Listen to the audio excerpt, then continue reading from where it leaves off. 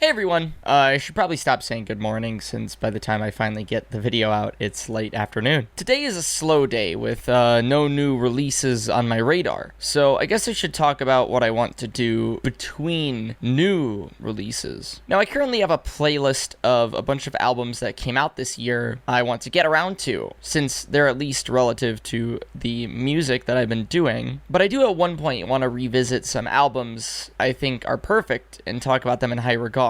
And I also want to do some attempts at a deeper appreciation and just go back and check out albums that I'm kind of lukewarm about and see if I can appreciate more about them when I go back and analyze them with this kind of video. So you'll probably see me talk about some older albums. Ideally, I'd really like to talk about the entire discographies of every band I like, since there's plenty of bands with albums that I just haven't binged yet. Anyways, if there's any albums that you'd like to see me talk about and look forward to, let me know in the comments down below. I'm currently looking forward to the new The Devil Wears Prada, Beartooth, Ocean's 8 Alaska, In Flames, Tala, and Buried Alive albums. Now, to stop rambling, I'd like to talk about Satyr and their new album, Totem. Now, I've had Satyr in my peripheral radar for a while, as what little I've heard of them was both slightly appealing and checked a lot of my favorite musical boxes, being somewhat swancore, but without being in the messy swancore family tree.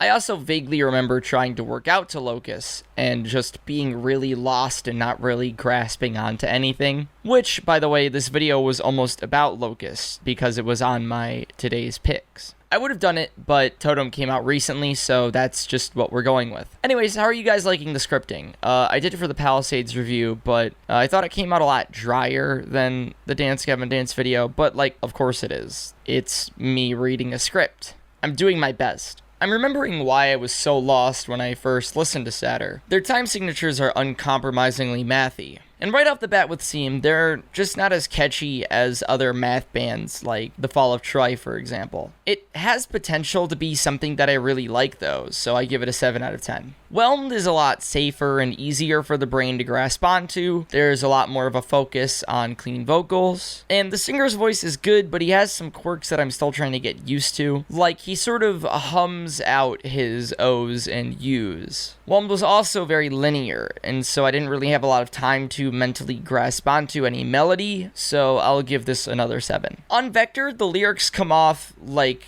almost parodically verbose. It feels like the song was written by a thesaurus beyond the point of comprehension, and it comes off feeling like pseudo-intellectual drivel. Listening to it and reading the lyrics, it still came off as white noise. I give it a 6 out of 10. Bloom actually seems to be about something I can grasp onto, which I'm pretty sure is about resorting to substance when you aren't feeling creatively inspired. I could see myself really enjoying the song on further listens, but the latter half of the song loses itself in vocal overlap again, and it becomes hard to pick up on a message. I get that you have two vocalists, but the key to really getting singing on top of one another to work is with really good mixing. There's a reason that Dance Gavin Dance's We Own the Night works so well. It's because despite how loud Tillian is singing in the background, John Mess is mixed above him so we can actually pick up what he's saying. 7 out of 10. After Bloom we have Lull, which is a super chill guitar and violin interlude for a couple of minutes. And this is when I realized that the videos for these songs have a painfully low amount of views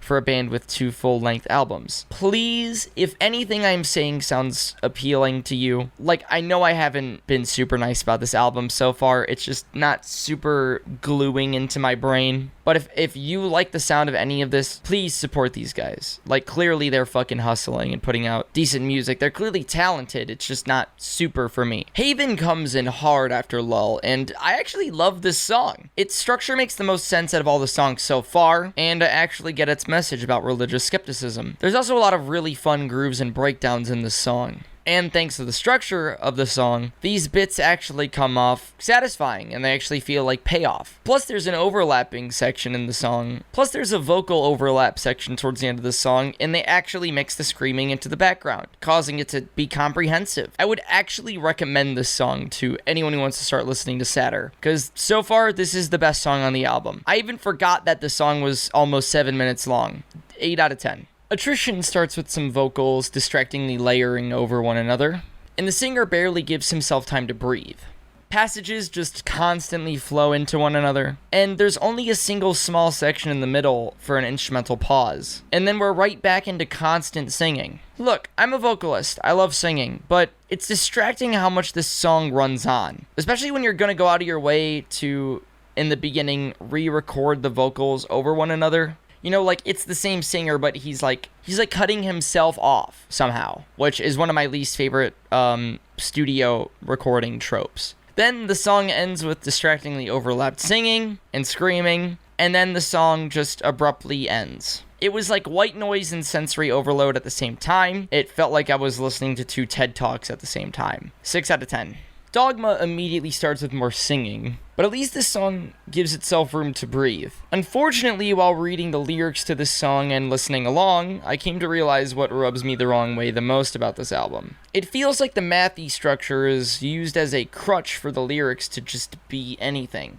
They don't have to flow into one another or be catchy or rhyme. The syllable placements don't have to make sense. The same thing applies to Attrition and Vector. I just didn't know how to place it. Some may brush this off as me not liking that it's unpredictable, but the issue isn't the unpredictable syllable placements, it's just that there's nothing here to grasp onto, because it's constantly moving to the next thing. I just think that math works better when the lyrics actually benefit from the unpredictability of the music. It just feels like lyrical structure was an afterthought. Finally, after Selah, another interlude, we have another 6+ minute song, Totem. Unfortunately, it has the same issue as Dogma, along with the lyrics that just lose their meaning and their verbosity. Unfortunately, I don't have too much to say about this one.